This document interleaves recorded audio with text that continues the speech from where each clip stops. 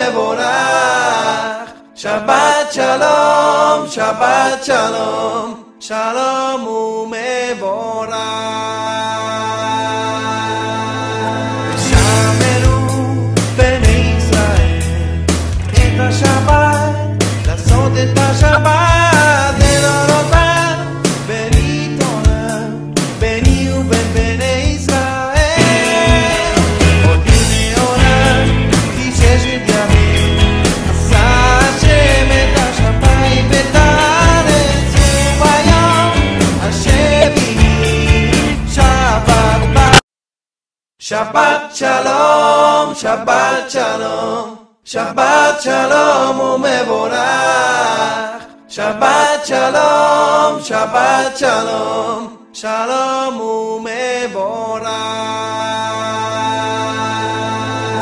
שמרו בני ישראל את השבת, לעשות את השבת לדורותם, בריתונם, ביני ובין בני ישראל. עוד לפני עולם, כי ששת ימים, עשה השם את השמיים ואת הארץ, וביום השביעי שבת בא. שבת שלום, שבת שלום, שבת שלום ומבורך. שבת שלום, שבת שלום, שלום ומבורך. שמרו בני ישראל את השבת, לעשות את השבת לדורותם, בריתונם, ביני ובין בני ישראל. עוד לפני עולם, כי ששת ימים, עשה השם את השמיים ואת הארץ, וביום השביעי שבת בא. שבת שלום, שבת שלום. Boker Tov, shalom à tous et à toutes. Excuse pour le retard technique, des petits problèmes de réglage. Et bon, il y a un peu de bruit et de travaux là dans l'immeuble. J'espère que ça sera pas trop dérangeant pour le son. On va faire au maximum, rapprocher. Alors, Bezat Hashem, une excellente journée à tous, à toutes, que des bonnes nouvelles, Bezat Hashem. Beaucoup d'Atzlacha, beaucoup de réussite, beaucoup de refoua, ceux qui ont besoin, qui attendent la refoua, qui attendent les Zivugim, la Parnassa, monter en Eretz Israël, avoir de la joie, Bezat Hashem, être joyeux, avoir confiance en soi. Merci à vous d'être là, merci à vous. Baruch Hashem, on est une bonne équipe, comme on dit, Ashrenu, Baruch Hashem.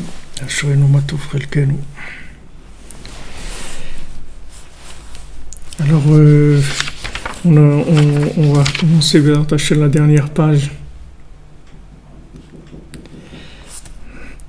Dernière page de cette longue étude qui a duré pratiquement 1 an et demi, peut-être un peu plus, oui.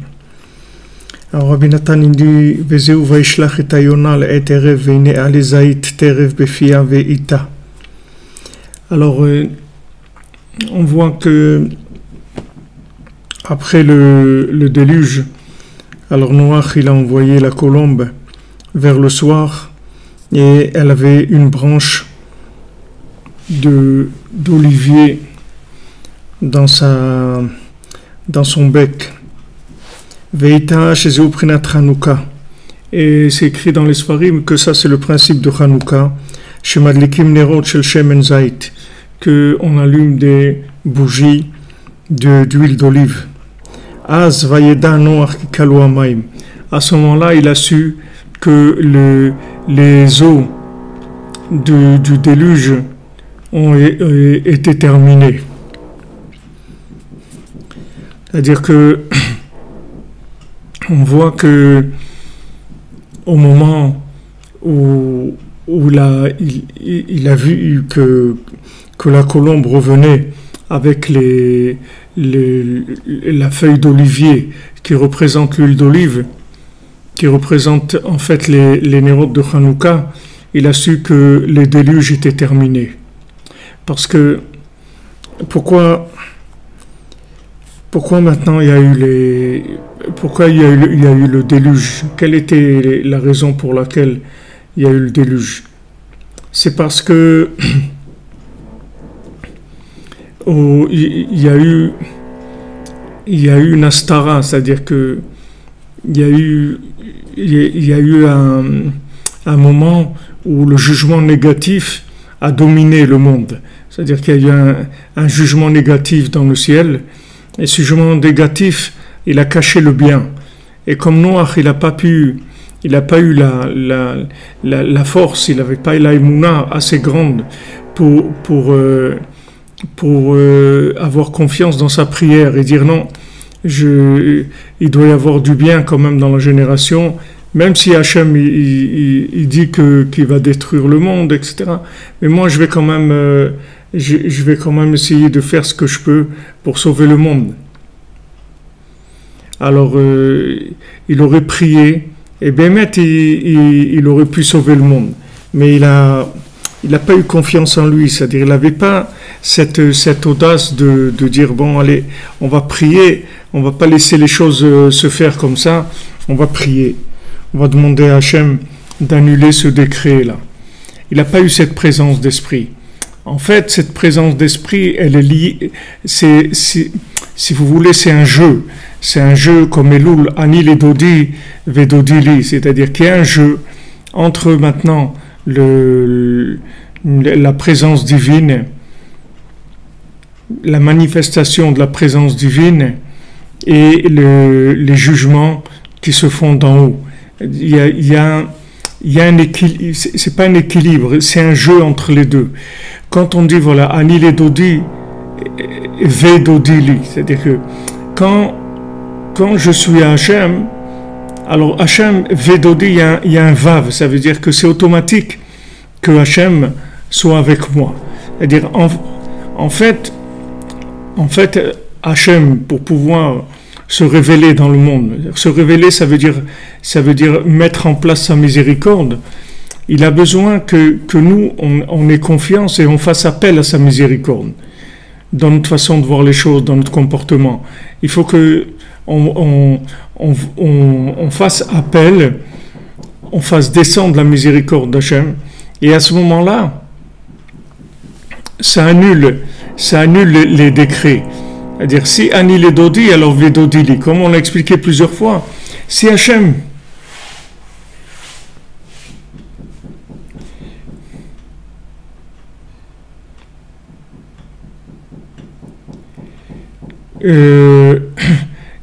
si vous voulez, si Hachem il veut montrer sa miséricorde, il veut une miséricorde totale, mais il passe par un si vous voulez, par un cheminement de justice. Et par rapport à cette justice, il faut passer les étapes. Seulement, ce sont des étapes qui sont en fait, elles sont fictives. Parce que derrière ça, il y a la miséricorde d'Hachem qui attend, il y a une volonté d'Hachem de révéler sa miséricorde. Et si maintenant on sait que cette apparence-là de rigueur est fictive, en fait, elle dépend uniquement de notre intervention, alors à ce moment-là, il n'y aura pas de problème. C'est-à-dire qu'il va y avoir une révélation de la miséricorde d'Hachem et il y a une annulation de tous les décrets. Quand Rabbi Nachman dit pourquoi vous laissez Hachem faire des décrets, vous faites pas de des doutes. Ça veut dire que maintenant, il nous garantit qu'en parlant avec Hachem, on annule les décrets. C'est-à-dire que ces décrets, ils sont pas émettre les amito. Ces décrets, ils sont que émettre. Ils ne sont pas émettre les amito. Émettre les amito, c'est que de la miséricorde. Seulement, on doit passer par un protocole, si vous voulez, un protocole de justice pour notre bien, c'est-à-dire pour que Hachem puisse nous récompenser, il y a un protocole de justice. Mais ce protocole de justice, il est très fragile par rapport à l'intervention de l'homme dans l'appel à la miséricorde. J'espère que Bezat Hachem, si vous voulez être à moi, alors vous serez À Ouman, il n'y a pas de problème. Regardez, j'espère que je m'explique bien. Regarde, il y a émettre les amito, c'est la miséricorde totale. Ça, c'est émettre les amito. Miséricorde totale. Ça, c'est la vraie vérité. C'est que Hachem, c'est miséricorde 100%. Ah, pourquoi il y a des problèmes? Pourquoi j'ai des difficultés? Pourquoi il y a des guerres dans le monde? Pourquoi il y a pourquoi la mort existe? Pourquoi il y a de la violence? Pourquoi il y a tout ce qu'il y a dans le monde? Pourquoi j'arrive pas à être en bonne santé? Pourquoi je trouve pas mon zivouk? Pourquoi j'ai pas d'enfants? Pourquoi je monte pas en Eretz Israël? Pourquoi j'ai pas de parnassa? Pourquoi j'ai pas de simcha? Pourquoi? Tout ça, c'est uniquement des forces qui sont des forces d'anges, qui sont de la logique, des anges de justice, de logique. Mais ces gens de justice, ils sont très fragiles, parce qu'en fait, ils sont que émettre, ils sont pas émettre les amito. Émettre les amito, c'est que Hachem nous aime. Et Hachem, il a créé le monde parce qu'il nous aime. Et Hachem, il va arriver à son but, qui est de révéler l'amour qu'il a pour nous. Ça, c'est le émettre les amito. Maintenant, pourquoi il y a ces difficultés-là? Parce qu'on n'arrive pas à faire descendre la providence divine pour gérer le monde. On laisse le monde être géré par des forces de logique, par des lois naturelles. Et tant qu'on laisse le monde être géré par la logique, alors on a des jugements de cause à effet. Tu as fait ça de bien, formidable, alors voilà, on te donne ça. Ah, tu as fait des choses pas bien, alors on ne pourra pas te donner ce qu'on devait te donner. Il y a un rapport de justice qui s'établit. Mais ce rapport de justice-là, il est complètement fictif, si vous voulez. Si jamais vous savez ce qui se passe derrière, comme une fois le Rav Scherter, il donnait un exemple, il disait que dans le monde, en fait, c'est comme une fois, il y a le père d'une princesse, le roi, qui s'est déguisé en pirate et qui est venu, qui l'a kidnappé et qui l'a emmené sur un bateau de pirates. Et avec ce bateau, il y avait beaucoup d'armes dessus, beaucoup de choses qui faisaient très peur. Et ce pirate-là, il était très impressionnant, il faisait très très peur. Mais si maintenant la princesse, elle savait que ce pirate-là, en fait, c'est son père, c'est le roi. Donc ça y est, c'est fini. Toute la mise en scène, elle tombe par terre. Ça devient une croisière. C'est plus un problème. Mais seulement, elle ne le sait pas. Pourquoi elle ne le sait pas? Parce que il n'y a pas assez de connexion pour permettre, il n'y a pas assez de Anil et Dodi pour permettre Dodili. C'est-à-dire, parce que Anil et Dodi, c'est pas Anil et Dodi, Dodili, c'est Anil et Dodi, V Dodili. C'est-à-dire que tout de suite, c'est automatique. Il n'y a pas du tout d'interférence, d'interruption. C'est automatique. C'est-à-dire, si je suis avec Hachem, Hachem, il est automatiquement, il est avec moi. Et il ne demande que ça. C'est-à-dire, Hachem, en fait, il nous demande de jouer le jeu. Il dit, regardez, ne soyez pas idiots. Sachez que je vous aime. Ça, c'est un jeu. C'est un jeu. Sachez que je vous aime. Ça, c'est la vérité. C'est émettre les amito. Maintenant, il y a un jeu de justice. C'est est-ce que vous allez croire dans ma miséricorde ou vous allez rentrer dans la logique? Si maintenant, quand vous avez besoin de quelque chose, vous rentrez dans la logique, vous dites, bon, comment je vais me débrouiller maintenant? J'ai besoin de parnassa, j'ai besoin de me marier, il faut que je trouve quelqu'un, j'ai besoin de savoir qui c'est mon zivoug, parce que je sais pas, j'ai rencontré quelqu'un, mais je sais pas vraiment si c'est lui, c'est pas lui, je dois faire ça, alors il faut que je trouve des moyens. Si maintenant vous attaquez la vie avec de la logique, alors vous êtes sur le côté justice. Et sur le côté justice, alors il y a des juges, il y a de la justice. On dit, voyons voir, qu'est-ce qu'il veut de la part de la salle, on va voir quel est son comportement, qu'est-ce qu'il fait, etc. Et selon ça, on va décider si on lui donne ou pas. Ça, c'est le côté justice. Mais si maintenant vous savez que ça, c'est une mise en scène, en fait, ça, il faut le dépasser. C'est pas vrai. C'est pas vrai.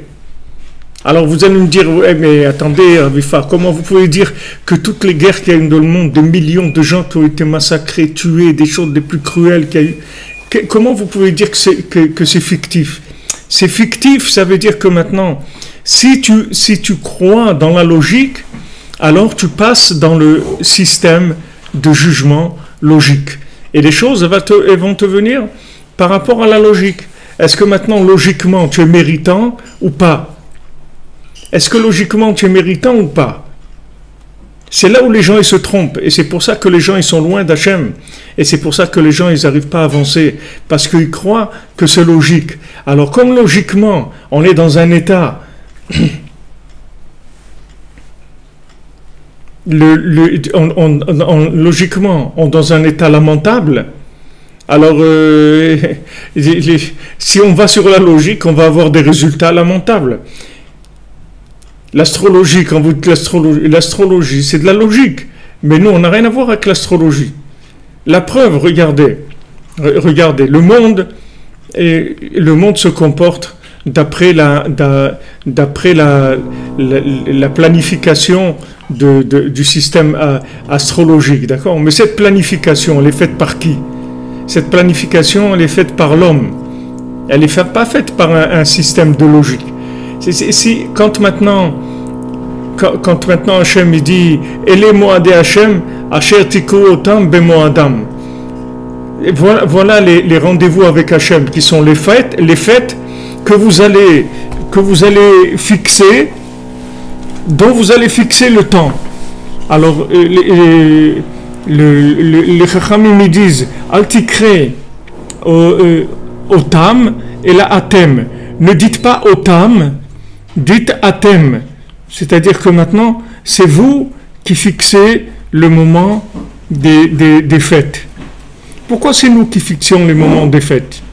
Pourquoi maintenant c'est pas Hachem qui fixe les fêtes? Parce que Hachem, il veut que ces moments de rendez-vous avec lui, ils soient fixés par l'homme. Et maintenant, si l'homme, il décide d'une date, si maintenant on décide d'une date, quand est-ce que ça va être le Rosh Chodesh? Alors cette date-là, c'est elle qui va être le principe de base pour le calcul de tout ce qui va se passer dans le mois.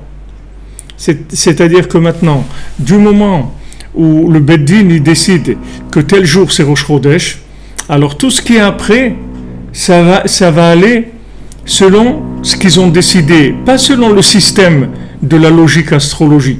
C'est-à-dire que si maintenant ils ont décidé que le Rosh Chodesh c'est mardi par exemple, maintenant supposons qu'ils se sont trompés, qu'après il y a un témoin qui vient et tout, et ils se rendent compte que en fait c'était lundi, c'était pas mardi. Ça fait rien, du moment où ils ont décidé Asher Tikru Otam, Atem, c'est-à-dire que du moment où vous, en bas, vous avez décidé que c'est comme ça, alors ça va être comme ça. Et il y a tout le système astrologique qui doit suivre la décision humaine. C'est-à-dire le système astrologique, si vous voulez, il est là pour fonctionner d'après une décision, d'accord? Maintenant, soit c'est une décision humaine, soit une décision logique de jugement par rapport au comportement humain. Mais c'est nous qui lâchons prise. C'est pas le système lui-même, il attend nos informations, nos indications, nos décisions. Faute d'informations et de décisions de l'homme, alors le système astrologique qui se met en place par rapport au jugement, par rapport au mérite de la génération, par rapport au mérite de l'individu, par rapport au mérite de la ville, par rapport au... Est-ce que vous comprenez ce que je veux dire? C'est-à-dire que c'est quelque chose de fondamental dans la Emouna, de savoir ça. C'est-à-dire que maintenant, l'homme, c'est lui qui fixe, c'est pas en haut. Et ce que je vous ai raconté pour les tefilines de Rabbeinu Tam, quand maintenant, il demande Ria Zaken, qui est un des balais Tosfot qui se trouvait en France, à Rambrut, il demande, c'est quoi la vérité, les tefilines de Rashi ou les tefilines de Rabbeinu Tam? Alors on lui répond, dans tous les tzadikim, ils disent que c'est Rashi, et Hachem, il dit que c'est Rabbeinu Tam, les tefilines de Rabbeinu Tam. Et pourtant, on va selon le tefilin de Rashi, parce que c'est la vérité comme est conçue par l'homme, c'est ça qui fait que la vérité, c'est cette vérité-là qui est la vérité. C'est pas la vérité qui est conçue par en haut, c'est la vérité qui est conçue par en bas. Si maintenant en bas, vous décidez que c'est comme ça, alors ça va être comme ça. C'est-à-dire que si maintenant, d'après ce qu'on voit ici, d'après la vérité logique, il arrive le dor du Maboul, le dor du déluge, il faut amener le déluge. Hachem, il dit, voilà, Ketz kol basar balefana, et la fin de toute chair est venue devant moi. Et donc maintenant, d'après les analyses, mission impossible, donc on ne peut pas, et il faut détruire le monde, parce que logiquement, c'est pas pour ça que j'ai créé le monde, d'accord? Maintenant, pourquoi Hachem, il dit ça à Noach? Pour que Noach, il dit, mais non, tu peux pas faire ça, tu vas pas détruire le monde que tu as créé, le monde que tu as créé, il est comme ça, laisse-nous le temps, on va, voilà, je vais commencer à parler avec les gens, je vais commencer à ouvrir un centre Breslev. À ce moment-là, il n'aurait pas été Noach, il aurait été Nachman, et il aurait réglé tout le problème. S'il avait ouvert un centre Breslev, il aurait ouvert un centre Breslev, il aurait commencé à s'occuper des gens, à leur parler d'Hachem, à les faire danser, à les rendre joyeux, à leur dire que Hachem il est avec eux, à les emmener faire Idbodedout. Il aurait commencé à prendre une petite équipe de 10-20 personnes, il les aurait emmenés faire Idbodedout dans la forêt, il aurait dit voilà.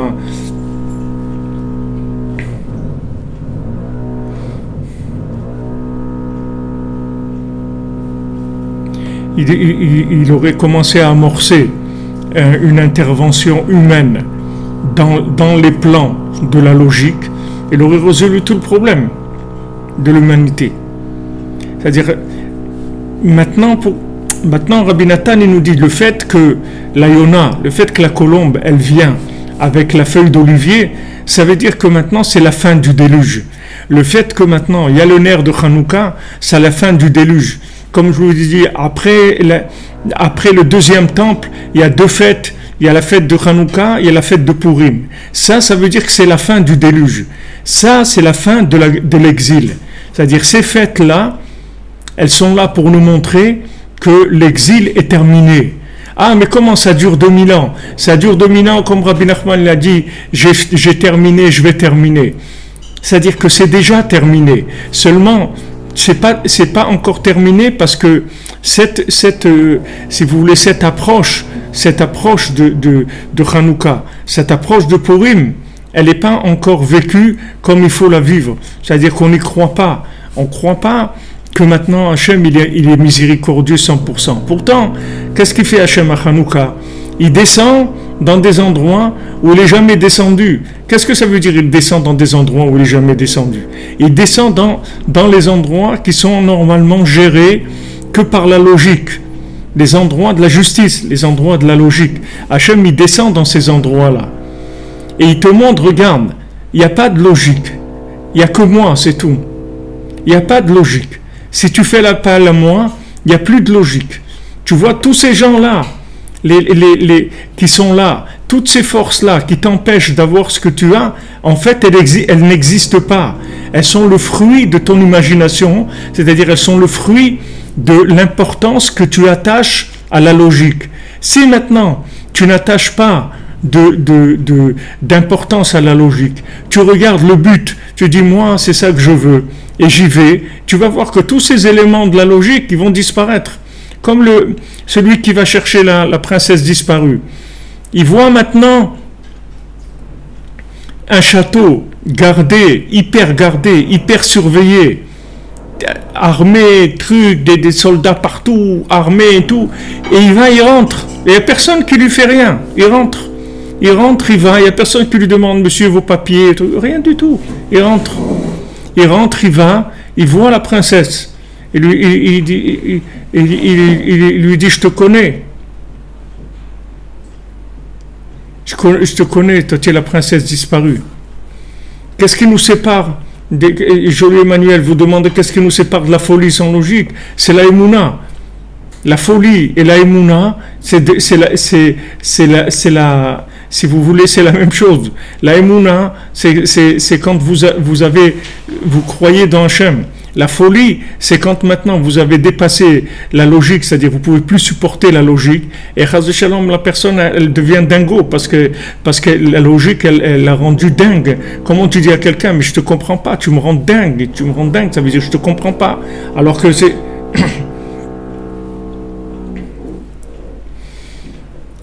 Vous comprenez, les gens ils sont fous parce qu'ils ne supportent plus la logique. Mais maintenant il y a une façon de sortir de cette folie-là, c'est la émouna dans Hachem, c'est tout. La émouna dans Hachem, ça vous empêche de devenir dingue. Parce que Rabbi Nachman il dit, si quelqu'un il n'a pas la émouna, il devient dingue parce que ce qu'il va vivre c'est incompréhensible. C'est incompréhensible que les gouvernements ils sont incompréhensibles, les gens ils sont incompréhensibles, nous-mêmes on ne se comprend pas, les contradictions qu'on a en nous. Si on rentre dans la logique, on ne termine pas. C'est vrai que c'est pas évident d'y croire de façon totale, de s'engager de façon totale. Mais Rabbi Nachman, les outils qu'il vous donne, c'est pour vous permettre de vous engager de façon totale.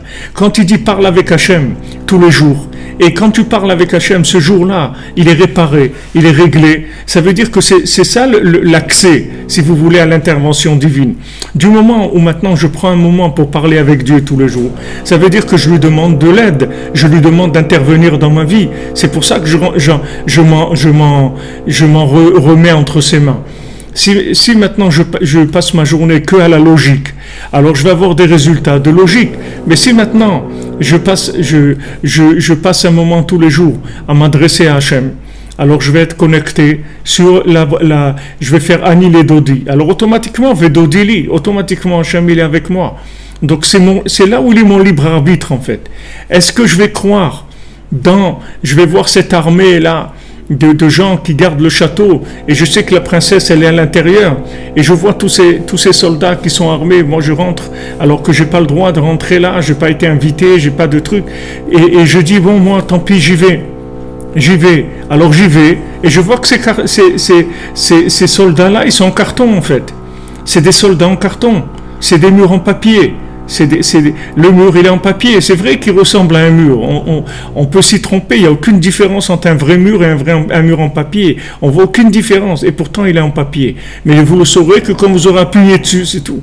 Quand vous aurez appuyé dessus, vous vous dites mais comment j'ai été idiot toute ma vie, j'étais à côté, je croyais que c'était un vrai mur, j'ai jamais essayé de le franchir, maintenant que j'ai essayé, je me rends compte que c'est un mur en papier, mais c'est incroyable, que je me suis laissé avoir. En fait, tout le travail des tzadikim, c'est que de ça. Qu'est-ce qu'il fait Rabbi Nachman? Il fait que nous dire, regarde, c'est des murs en papier, c'est des soldats en carton, c'est des difficultés qui sont fictives, qui sont imaginaires. Rabbi Nachman il dit, le Yetzirah, on ne va plus l'appeler Yetzirah, on va l'appeler l'imagination. Il est imaginaire ce Yetzirah. N'y crois pas, t'investis pas là-dedans. Crois que Hachem il est miséricordieux, que Hachem il t'aime, Hachem il veut tout te donner, et vas-y avance avec ça dans ton cœur. Avance avec ça, utilise ta bouche, utilise ton cœur et avance. Et tu vas voir que tu vas arriver à tout. Et tu vas regretter après de ne pas avoir commencé à avoir cette audace-là avant. Et elle rapporte ça aussi dans son livre Anaël, elle rapporte ça dans son premier livre, elle dit que maintenant, il y a quelqu'un qui est arrivé et il voit le roi de loin assis sur son trône. Et sur le côté, il voit des soldats armés qui sont là, et qui vont le découper en charpie, et dit là-bas si jamais il s'approche. Et il voit un petit peu dans le regard du roi qu'il y a un peu un appel comme ça dans le regard du roi. Alors à un moment, il dit tant pis, je peux plus, j'y vais. Et il passe. Et à son grand étonnement, il n'y a aucun soldat qui bouge. Il n'y a rien du tout qui se passe. Et il arrive et le roi le prend dans ses bras et lui dit, mon fils, je t'attendais depuis longtemps. Mais seulement, la logique de ce monde, elle est trompeuse parce que vous avez la plupart du temps, c'est-à-dire il est géré par ça. Les gens, ils fonctionnent comme ça.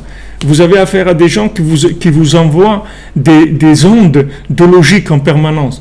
Alors vous avez l'impression que vous êtes dingo quand vous allez avec la Emouna. Quand vous dites, voilà, j'étais chez Rabbi Nachman, mais ça y est, tu as été, pourquoi tu retournes? Parce que je dois retourner, c'est tout. Mais tu n'as rien à faire. Et pourquoi tu retournes en vacances? Tu as été en vacances l'année dernière, non? Tu étais au Club Med l'année dernière, pourquoi tu retournes cette année? Ah non, non, ça, il ne faut pas poser de questions. Ça, c'est normal. Alors pourquoi je ne peux pas retourner chez Rabbi Nachman tous les mois, Pourquoi je n'ai pas le droit? Moi, je veux retourner, tant que ça ne s'ouvre pas, je veux retourner. Où je vais aller? Où tu veux que j'aille? Qui est-ce qui va m'aider? C'est Brigitte Macron qui va m'aider. Elle n'a pas le temps. Elle est en vacances. Elle ne peut pas s'occuper de moi. Qui est-ce qui va s'occuper de moi? Il n'y a personne qui peut s'occuper de moi. Qui est-ce qui va s'occuper de moi? Yoshua Benoun, lo yamish mitocha oel, il ne bouge pas de la tente de Moshe Rabbeinu, parce qu'il n'y a personne qui peut l'aider. Il le sait très bien. Personne ne va l'aider. Il n'y a que Moshe Rabbeinu qui va l'aider. Alors il vient, il revient, c'est tout. Et il revient encore. Il revient encore. Et il recommence à demander. Et il recommence. Au lieu de rentrer dans la logique, il devient mendiant, il mendie. Les 7 mendiants, ils mendient. Hachem, s'il te plaît, please, por favor, Bevakasha, Afak, demande. Il demande à Hachem, s'il te plaît, please, s'il te plaît, Hachem. Je sais que c'est toi, je sais que tu te caches derrière ça. Je sais que cette difficulté-là, elle n'existe pas. Je sais qu'il n'y a rien qui peut arrêter la force que tu peux me donner, la délivrance que tu peux me donner. Rien ne peut arrêter ça. Je le sais. Alors je t'en prie, voilà. Montre-moi la lumière, montre-moi la réussite, montre-moi ta force. Donne-moi ça. Je veux construire, je veux vivre, je veux y arriver. Et voilà, on insiste. La logique, c'est pas qu'elle nous esquinte, notre ami Aaron. C'est que la logique, elle nous tue. C'est l'arbre de la connaissance du bien et du mal. Elle nous tue, la logique. Quelqu'un te dit, mais tu as été au Ouman déjà 10 fois. On ne voit pas de changement chez toi. On ne voit pas, tu es resté pareil, tu as les mêmes problèmes. Eh bien, je vais retourner 11 fois, et je vais retourner 20 fois. Et je vais retourner autant que je pourrai, et je vais faire Isbo des doutes autant que je pourrai, et je vais me lever à Chatzot autant que je pourrai, et je vais faire du l'écouter de Philote autant que je pourrai, je vais faire chez mon Tatzadikim autant que je pourrai, jusqu'à ce que ça s'ouvre. En fait, ça ne s'ouvre pas, parce que Maïmouna, comme on l'a dit dans l'écoute à la chôte du jeudi soir il y a quelques mois, la tchouva, c'est sur la Emouna Trachamim, c'est sur ça qu'il faut faire tchouva. C'est vrai qu'on est un peu dedans, mais on n'y croit pas à fond. On n'y croit pas à fond, on y croyait à fond, on y croyait complètement, c'est sûr que ça marche. C'est sûr que ça marche. Abraham Avinu, il rentre dans le feu il ne brûle pas, parce qu'il y croit à fond. Il est à fond avec Hachem. En fait, vous pouvez voir le résultat à l'envers. Vous regardez, et je vais vous répondre, monsieur Jonathan Berda. En fait, vous regardez combien Dodi lit, et vous allez comprendre combien vous êtes avec Dodi. C'est-à-dire, regardez combien V Dodi lit, parce que c'est un vav. Un vav, ça veut dire un crochet. Donc maintenant, regardez combien Hachem intervient dans votre vie, et avec ça, vous allez comprendre combien vous lui avez donné la main, c'est-à-dire combien vous avez lâché. Combien vous avez lâché d'entre les mains d'Hachem, c'est ça qui... Vous allez mesurer ça, parce que vous pouvez imaginer que vous avez la Emouna. Vous croyez que vous avez la Emouna, mais c'est une Emouna qui est encore très très logique, très intellectuelle, parce que la Emouna, elle déclenche tout de suite l'intervention divine, tout de suite. Rabbi Nachman, il dit avec la prière, tu peux même un fusil qui est devant toi avec la personne, mais que la personne elle veut tirer, il ne va pas tirer, il ne va pas marcher, il va s'enrayer le fusil. C'est une question d'Emouna. Seulement, si vous voulez connaître votre degré d'Emouna, regardez combien Hachem il intervient dans votre vie. C'est comme ça que vous allez voir le degré d'Emouna. Si maintenant vous voyez, vous avez des miracles tout le temps, vous avez des choses qui arrivent de là, vous trouvez ça, vous voyez que les choses se font sans votre intervention de logique du tout, alors sachez que vous avez de la Emouna. Et si ça bloque, ça veut dire que vous n'avez pas d'Emouna, c'est tout. Non, mais pourtant, je fais de des doutes, j'étais à Ouman, mais combien tu t'es lâché? Combien tu t'es lâché, c'est ça qu'il faut que tu vois. C'est vrai que tu as fait la chose, Baruch Hashem, tu as fait la chose, tu es venu, tu as fait ton voyage, tu as fait ton tikkun klali et tout, mais combien tu t'es lâché entre les mains de Rabbi Nachman? Combien tu t'es lâché? Si tu t'es lâché complètement, ou disons, pour dire complètement que c'est 60%, ou disons 51%, ça s'appelle complètement déjà. Si tu t'es lâché, l'intervention elle est immédiate. L'intervention elle est immédiate. C'est-à-dire que tu peux mesurer ton degré d'engagement par rapport au degré d'intervention qu'Hachem a dans ta vie. C'est tout. Vous comprenez? C'est ça la vie. C'est sûr que c'est la vie. C'est la vie mamache. C'est ça la vie. Alors attendez, il y avait tout à l'heure qui a demandé Jonathan Berda. D'après ce que vous dites, donc on peut tout obtenir dans la vie, même si d'après le jugement de là-haut c'est impossible. Mais c'est sûr, on est là pour ça. Nous, toutes nos générations de maintenant, c'est mission impossible, parce qu'on n'a pas eu de réparation avant. On n'a pas été réparé. Donc pourquoi on vient? Parce que Rabbi Nachman dit, moi je prends tous les cas où c'est impossible dans la logique. Quand vous voyez le bonhomme, logiquement, il n'y a personne qui veut le regarder. Il y avait un Breslever une fois qui était là au Tzion de Rabbeinu, et il a vu tous les Gilgulim qu'il a eu, toutes les réincarnations qu'il a eues depuis Adam Arishon. Et il a vu combien de tzadikim il a été voir dans les générations, ils l'ont tous jeté. Ils lui ont dit, on ne peut rien faire pour toi, mon ami. Il n'y a rien à faire pour toi. Tu es incurable. Ton cas, il n'y a pas de solution pour toi. C'est-à-dire que tu es trop abîmé. Tu es trop abîmé. Donc, on ne peut pas te connecter avec aucune miséricorde. Tu es trop abîmé. Et comme ça, il a vu tous ces réincarnations jusqu'à qu'il est arrivé chez Rabbi Nachman. Et Rabbi Nachman, il vient et lui dit, viens mon fils, viens. Viens, il n'y a pas de problème. Viens. Viens, c'est pour toi que je suis là. C'est pour toi que je suis là.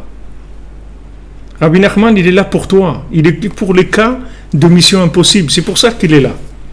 Il est là pour des gens que, comme vous les voyez, ils valent rien du tout dans la logique. Rien. Le système de la logique, le système de Esav, il les a complètement jetés. Ils valent rien. Même ils ont voulu aller dans des yeshivot, tout on a dit, mais toi, mais tu t'es rien, tu comprends rien, tu n'as pas de tête, tu as la tête bouchée, tu comprends rien du tout, toi. Toi, tu comprends rien, tu as une tête bouchée, comment tu vas étudier la Torah, regarde comment tu es, tout. C'est impossible pour toi. Et d'Afra, vous verrez que tous les gens qui sont arrivés à des choses très grandes, comme par hasard, bien sûr le hasard n'existe pas, c'est juste pour employer l'expression, pour employer la musique de l'expression, comme par hasard, c'est des gens qui étaient de mission impossible. Vous voyez, le Chafetz Chaim, il est né, comment il est né le Chafetz Chaim? Le Chafetz Chaim, c'est une lumière, oui. Il n'y a personne qui dit que le Chafetz Chaim, c'est pas une lumière du Ham Israël, c'est un chidouche olami, le Chafetz Chaim, oui. Comment il est né le Chafetz Chaim? Le Chafetz Chaim, sa maman, elle avait 14 enfants. Et elle voulait arrêter d'avoir des enfants. Elle a été voir un rabbin, et elle a demandé, et lui a dit, regardez madame, si vous avez la force de continuer, vous ne le regretterez pas. Et son 15e enfant, elle a eu 15 enfants, son 15e enfant, c'était le Chafetz Chaim. C'est toujours mission impossible qui amène des choses extraordinaires. Vous voyez les gens que vous voyez, regardez Rabbi Akiva, il commence à 40 ans, et dans l'état où il commence, et regardez qu'est-ce qu'il devient, le Rabbi Akiva. D'où il est devenu Rabbi Akiva? Parce qu'il est parti dans mission impossible. Mission impossible. Et il a dit non, on y va. Mais regarde, tu as 40 ans, tu n'as même pas commencé, ou tu as 60 ans, ou comme Rabbi Nathan, il prend sa barbe, il dit une barbe blanche, et je suis encore un Breslever. Il a dit une fois à ses élèves, il a dit j'ai une barbe blanche, et je ne me suis pas désespéré de faire tchouva un jour. Je ne me suis pas désespéré de faire tchouva un jour. Avec une barbe blanche, il avait 60 ans, Rabbi Nathan déjà, il a dit voilà, regardez ma barbe blanche, je ne suis pas désespéré qu'un jour je vais faire tchouva. C'est-à-dire que c'est les gens qui se sont trouvés dans les situations que mission impossible, que logiquement, c'est pas possible. C'est ces gens-là qui ont réussi dans leur vie. Non seulement ils ont réussi, mais comme on dit en hébreu, ils ont réussi begadol. Ils ont réussi en grand. Ils ont fait des très grandes choses. Les gens qui ont fait des très grandes choses, c'est des gens qui étaient au départ nuls. C'est-à-dire que d'après la logique, c'est nul. Ils ont dit, tant pis que d'après la logique, c'est nul, Eh bien, reste avec ta logique, moi j'y vais quand même. Mais tu vas où? Logiquement, c'est impossible. Ok, reste avec ta logique, moi j'y vais, c'est tout. Où tu vas? Eh bien, j'y vais, c'est tout. Je vais avec Hachem. Je vais avec Hachem, je ne vais pas avec la logique. Je vais avec Hachem. Hachem, il est avec moi. Obtenir tout, spirituellement, matériellement. Maintenant, si vous ne l'obtenez pas, ça veut dire des fois vous êtes dingo, vous voulez des choses qui ne sont pas bien pour vous, qui ne sont pas à votre niveau maintenant. Mais ça va venir. Il ne faut pas lâcher. Il ne faut pas lâcher tous les jours. Le principal, c'est vrai, c'est toujours à l'envers. C'est tout. La chose, c'est que comment il nous attrape, les Yetzirah? Il nous attrape parce qu'il présente toujours à l'envers. C'est-à-dire qu'il vient amener la logique. Mais comme maintenant la délivrance, elle n'est pas logique. Donc, d'après la logique, il n'y a pas de délivrance. D'après la logique, il n'y a pas de délivrance. Donc il vient avec la logique et il nous bloque comme ça. Il nous dit, mais où tu vas, mon ami? Tu vas nulle part là. Tu vois bien que c'est pas possible. Mais justement, quand c'est pas possible logiquement, c'est là où c'est le mieux. C'est-à-dire c'est là où il y a la plus grande délivrance qui existe. Pourquoi on dit que Mashiach il va venir baisser Hadat? Pourquoi Mashiach il va venir quand on va pas savoir qu'il est là? On va pas se rendre compte qu'il est là. C'est-à-dire logiquement il est pas là. Logiquement c'est plus jouable. Logiquement c'est pas possible. Et à ce moment-là, il vient le Mashiach. Et ça, c'est pour chacun comme ça. C'est quand logiquement, c'est pas possible. Ok? C'est pas possible logiquement. Je vous avais raconté, une fois, on devait faire un voyage pour Ouman dans les années 85, je crois. Dans les années 85. Et on devait venir en voiture d'Aix-les-Bains et j'avais organisé un voyage en voiture. On était 6, on avait à l'époque, c'était une Renault Espace, quelqu'un qui avait une Renault Espace, on voulait faire voyage à Ouman. Et il y a eu cette année-là de la neige comme il n'y a jamais eu en Europe depuis des dizaines d'années. Et c'était à l'époque juste avant Purim, il y avait beaucoup de neige. Donc on a décidé de faire le voyage. On se prépare, tout ça. Et il y a un rave qui m'appelle et qui me dit, il me dit, vous savez, j'ai rêvé de mon père et il m'a dit que si vous faites ce voyage-là, vous n'allez pas revenir vivant, Chas v'Shalom. Donc vous prenez une grande responsabilité d'engager des gens dans un voyage comme ça, tellement risqué, etc. Alors je dis, regardez monsieur, nous on n'est pas des fous, on va aller là où on peut aller. Maintenant on peut arriver jusqu'à Genève, oui, il n'y a pas de neige, ok, on va rouler et on va aller là, si on peut plus, on revient, c'est tout, mais on va essayer au moins. Je dis, mais le fait maintenant que vous me dites que vous avez rêvé ça, qu'il y a un rêve comme ça, je dis ça m'encourage beaucoup, c'est pour ça que maintenant on va faire le voyage. Maintenant c'est sûr qu'on va y aller et je suis sûr que ça va réussir et tout. Et bon, Hachem, on est revenu, il n'y a aucun problème, ça s'est fait. Mais maintenant, si vous voyez les difficultés qu'on vous présente, on vous dit, mais c'est impossible cette histoire-là. Comme on disait hier, où est Mashiach? Mashiach il est à Sdom. Mashiach il est à Sdom, c'est là-bas qu'il est. Et même Avraham Avinu, il n'a pas pu le voir. Il a cru que c'était mission impossible. Il s'est arrêté à 10. Il a dit, bon, c'est pas la peine de continuer. On peut pas continuer, mission impossible. Mais non, continue. Il aurait continué. Mashiach il serait sorti de Sdom, ça y est, on aurait été sauvé. Mashiach il est à Sdom. Mashiach il est à Sdom, il sort de Sdom avec le maasé de Lot, avec sa fille, qui a le maasé d'inceste, de ça il vient, de cette descendance-là, il vient le Mashiach, jusqu'à que ça arrive à Ruth et que ça arrive à David Ameler. Et avec le maasé de Tamar, avec tous ces trucs à l'envers, complètement à l'envers, complètement. Regardez où il est Mashiach. Mashiach, il est dans le contraire de la logique de la chose. Le Mashiach, il est là où vous ne pourrez jamais vous imaginer qu'il se trouve là. Vous croyez que Mashiach il se trouve au Kotel ou il se trouve à la synagogue de la Victoire. Le Mashiach il se trouve le Mashiach il se trouve à Sdom. Et vous ne pouvez pas le voir. Parce que logiquement, c'est impossible qu'il soit là-bas. Donc dans votre tête, vous ne pouvez pas trouver un raisonnement qui puisse vous informer que le Mashiach il est là-bas. Parce que c'est impossible qu'il soit là-bas, d'après la logique. C'est vrai, d'après la logique, c'est impossible. Mais après la logique, ça commence. Ça commence une vie. Ça commence l'intervention divine. Ça commence une vie de connexion à Hachem. C'est autre chose qui commence complètement. C'est une autre vie qui commence. C'est autre chose. Derrière, c'est autre chose complètement. Donc tous ces gens-là que vous voyez qui ont été des grands individus dans tous les domaines, c'est des gens qui sont passés par une logique inversée. Toujours par une logique inversée. Regardez celui-là d'Edison, là, sa maman reçoit la lettre que son fils il est renvoyé parce que c'est un cancre, il ne peut plus rester à l'école. Elle lui dit, voilà, c'est une lettre qui nous a dit, qui nous avise que tu es un génie et l'école ne peut plus te garder parce qu'elle n'a plus les professeurs à ton niveau, donc on va trouver... Et comme ça, elle en a fait un génie. Donc vous voyez que ces gens-là, ils sont nés de l'antilogique. Tout le monde a fonctionné comme ça. Tous les grands individus, ce sont des individus qui sont passés par des missions impossibles. C'était pas jouable, c'était impossible. Même la sortie d'Égypte, Moshe Rabbeinu ne voulait pas. Il voulait pas. Il dit, mais c'est mission impossible. Hachem ne t'occupe pas. Fais ce que je te dis de faire, c'est tout. Toi, t'occupe pas. Fais ce que je te dis de faire. Et tout.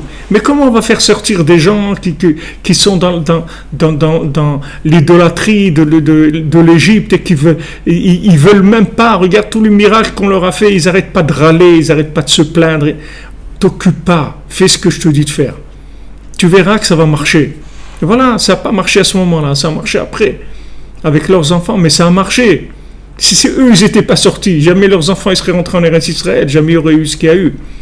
Donc maintenant, si vous voulez, la chose, elle commence quand on sort de la logique. C'est-à-dire, quand on dit Ani les Dodi, c'est-à-dire, moi, je vais vers la Emouna, je vais vers Hachem. Je dis non, ok, logiquement, vous me dites que c'est pas possible, ok, très bien.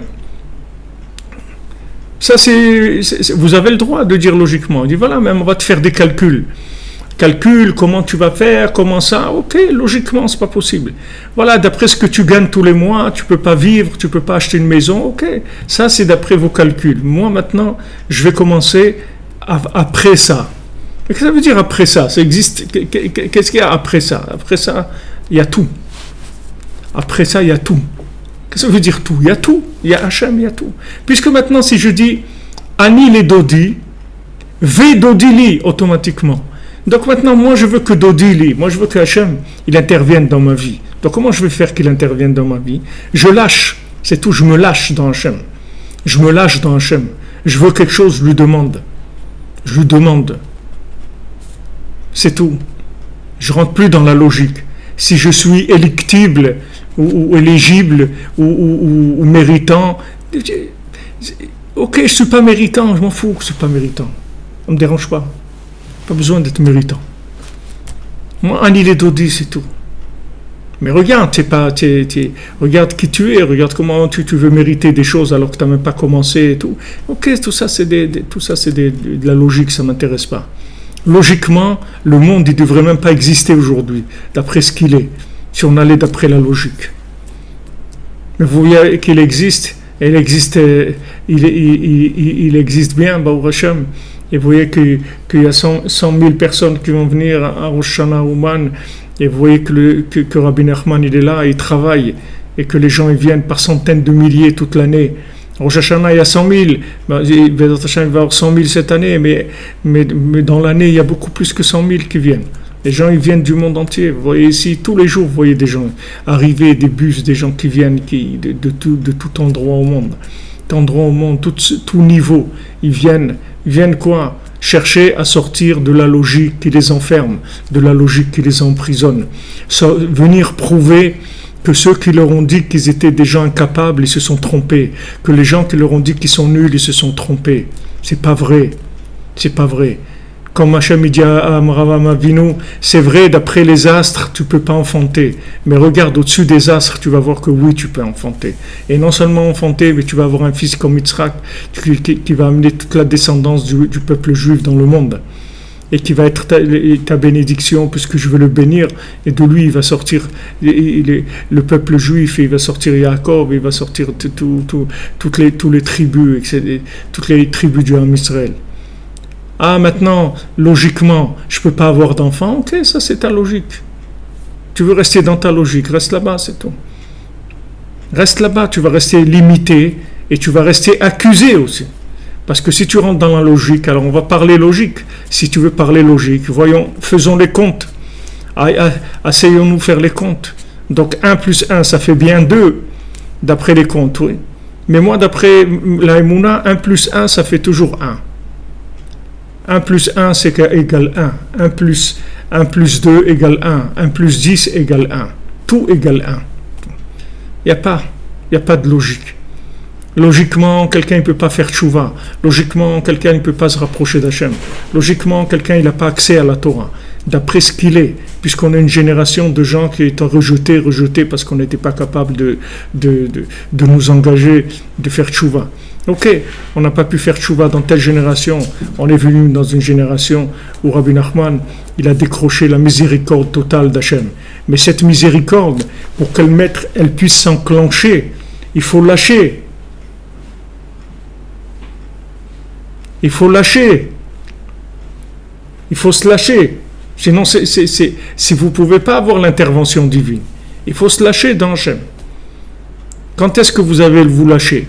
Quand vous allez voir que logiquement, il n'y a plus comment dire, kalou kolakitsim, toutes les fins logiques, elles sont arrivées, tous les calculs, ils sont arrivés. Pour ça qu'on ne laisse pas calculer la venue du Mashiach.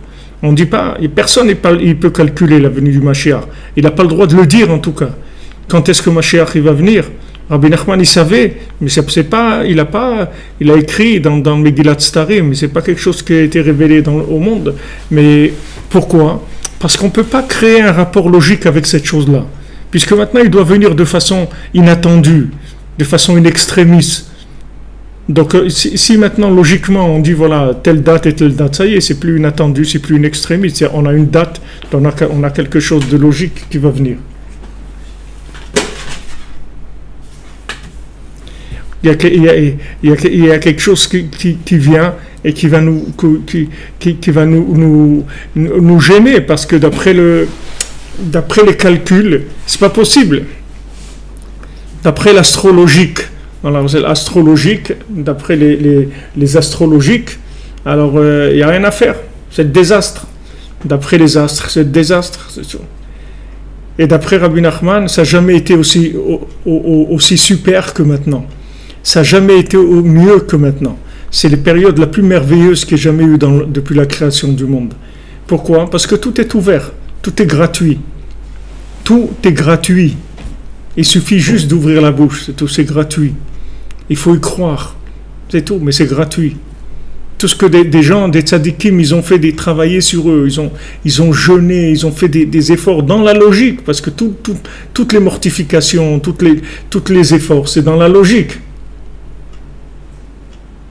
Mais si maintenant je viens, je m'en dis, alors j'obtiens les choses par le don d'Hachem, c'est tout. Hachem, s'il te plaît, donne-moi ça, parce que voilà, j'en ai besoin.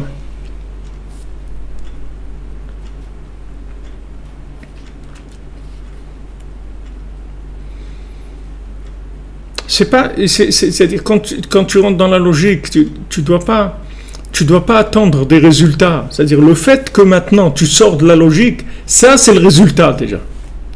Ça c'est le résultat. Quand on a demandé à un Breslever, on lui dit regarde, tu te lèves tous les soirs à Chatzot, mais on ne voit pas la délivrance chez toi. Il dit mais c'est ça la délivrance, c'est que je me lève encore un autre soir à Chatzot. Tu n'as pas compris? C'est ça la délivrance. C'est que je suis rentré dans la Emouna, ça c'est la délivrance. Vayamin Bachem, Avraham Avinu, il a eu l'Emouna d'Hachem. Vayarchevehu le tzedaka. Hachem, il lui a considéré ça comme une tzedaka, comme s'il fait la tzedaka à Hachem. Pourquoi il fait la tzedaka à Hachem?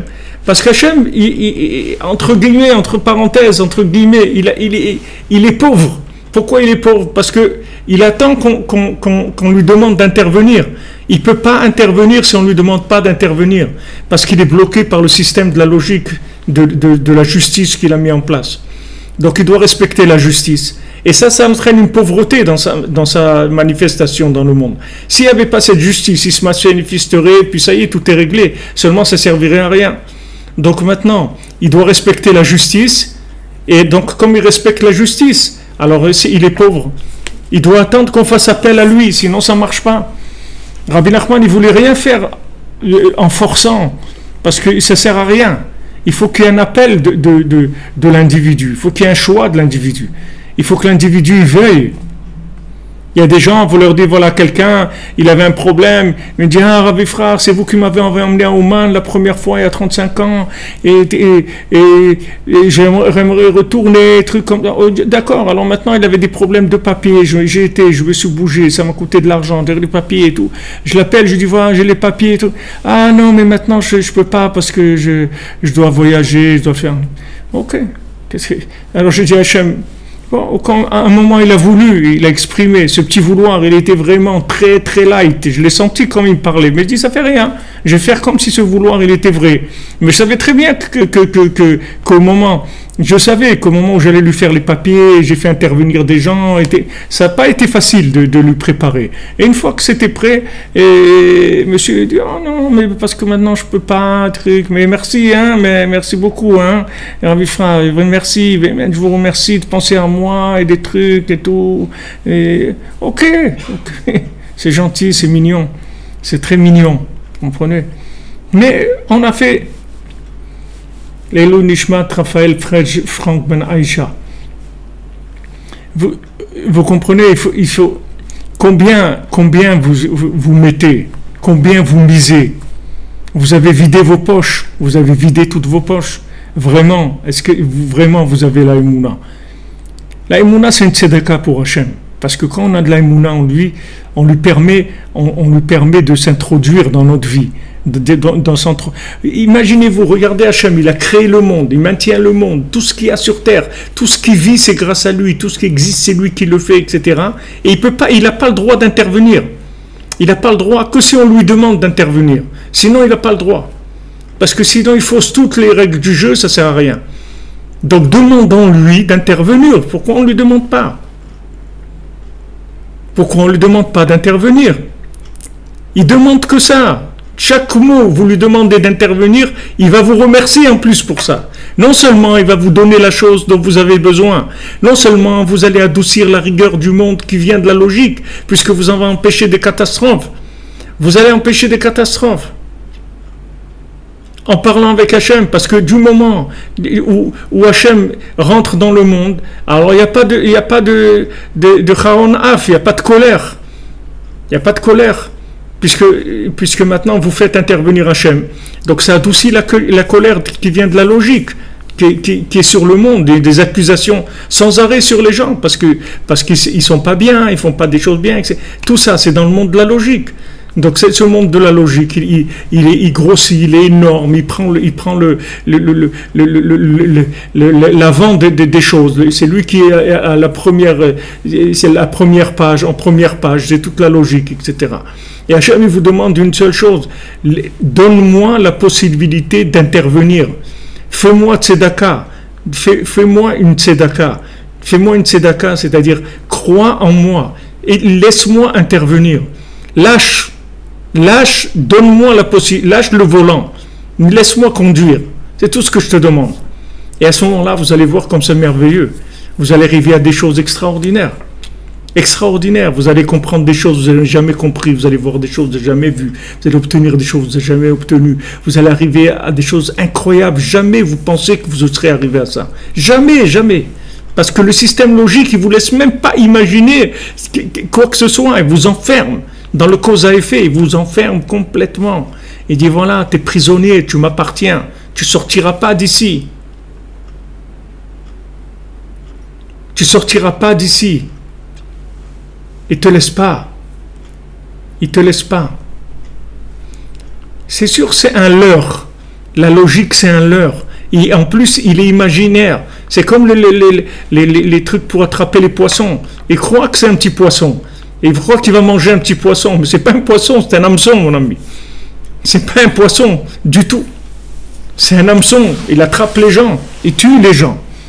Il tue les gens. Il empêche les gens de vivre. Combien de gens ils souffrent. Ils sont dans du malheur, des difficultés énormes parce qu'il les enfermait dans la logique. Et ils attendent, tous ces gens-là, une seule chose, qu'il y ait des gens qui leur disent que c'est possible, qu'il y a une porte de sortie. Elle est là, la porte, elle est juste à côté. Tu peux sortir. Il y a une porte pour sortir. Il dit, mais je ne savais pas. C'est sûr que tu ne savais pas. Tu es rentré dans la logique. Tu veux tout dominer avec ta logique, tu veux tout comprendre, tout maîtriser, tout. Alors tu ne vois pas la porte de sortie.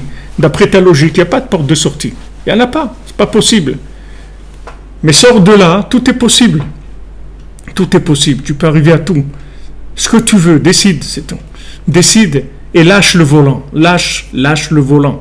Arrête d'analyser ta vie et de dire « Ah, je suis comme si, tu n'es pas comme si, tu n'es pas comme ça, tu n'es rien du tout. » Tu peux arriver à tout. Arrête de créer des blocages et des limites. Lâche. Demande à Hachem et lâche-toi. Alors maintenant, vous dites, ouais, mais moi j'ai prié, et j'ai fait des psaumes. Non. S'il n'y a pas eu de délivrance, ça veut dire que tu n'as pas la émouna. C'est vrai que tu as fait l'acte de quelqu'un qui a la émouna. Mais combien d'émouna tu as dans ce que tu as fait? Combien d'émouna?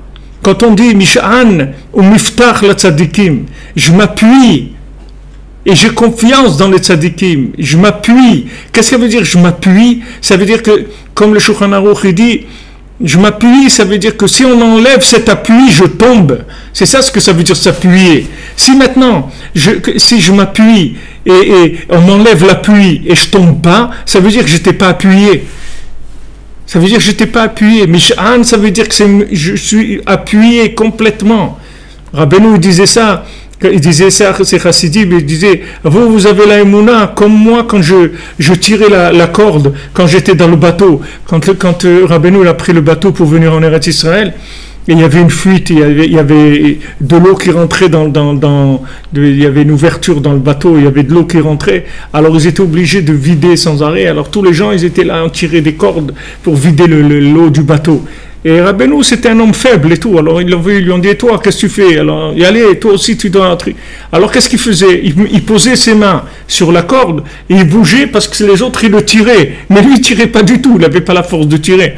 Donc, il posait ses mains et le mouvement des autres, ça le faisait bouger. Alors, vous ne pouvez pas savoir qui est-ce qui tire vraiment et qu'est-ce qui tire pas. Vous ne pouvez pas savoir. Comme quand vous êtes dans un train et vous voyez bouger. Vous ne pouvez pas savoir quel train est en train de bouger. C'est le vôtre ou celui qui est à côté. Vous ne savez pas.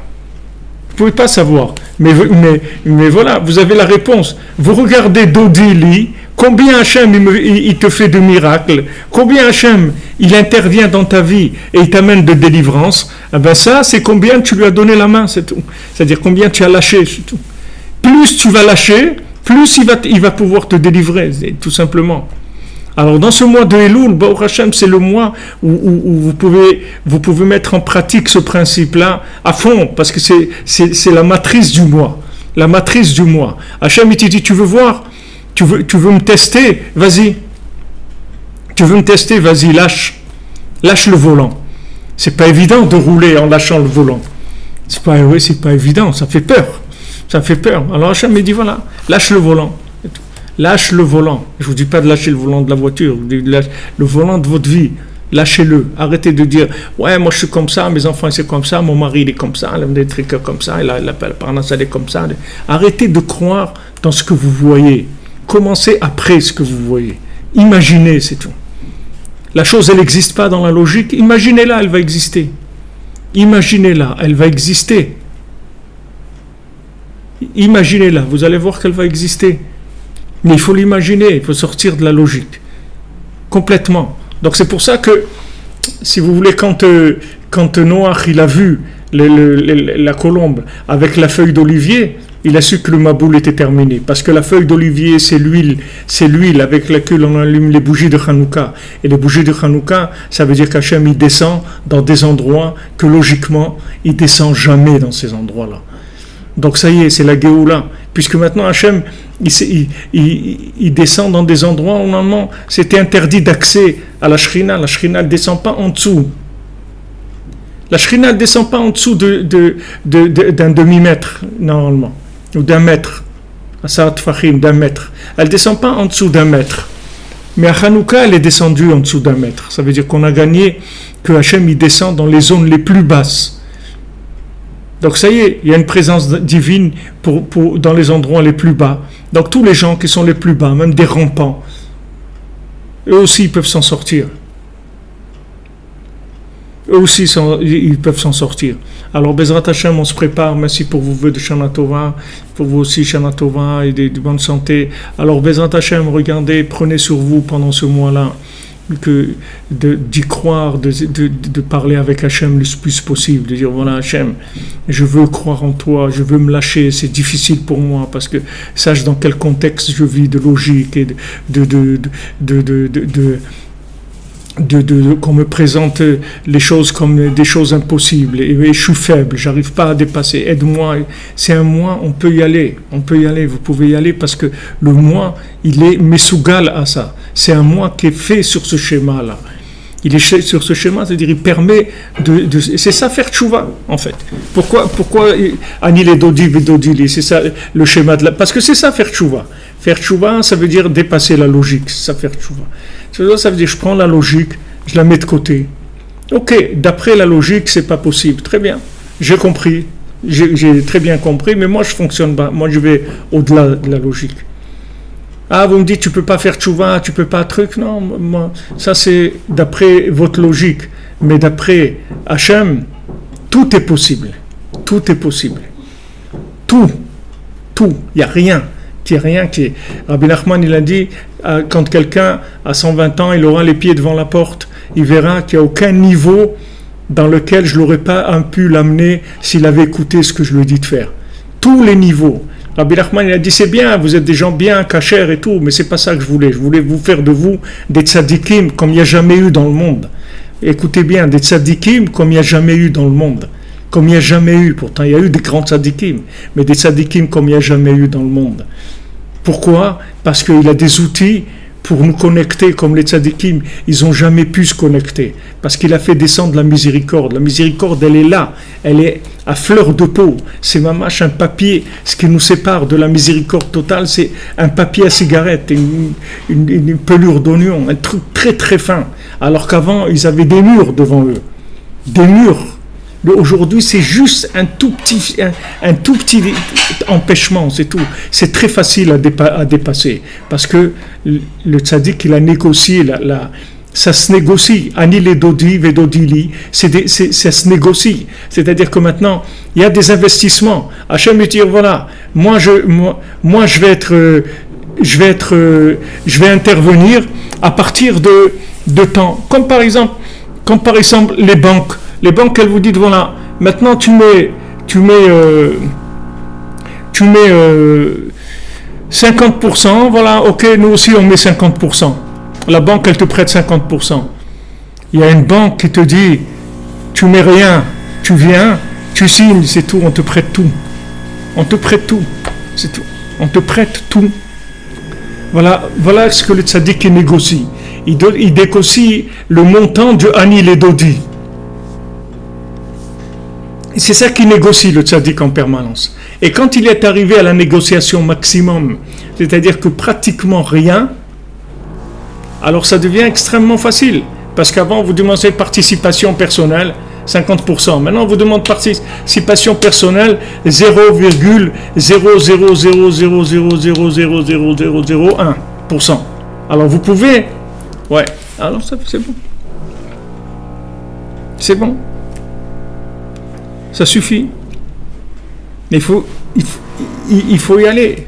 Avec ce petit peu-là, il faut y aller. C'est tout. Ce petit peu-là, il faut l'investir. Bezrat Hashem.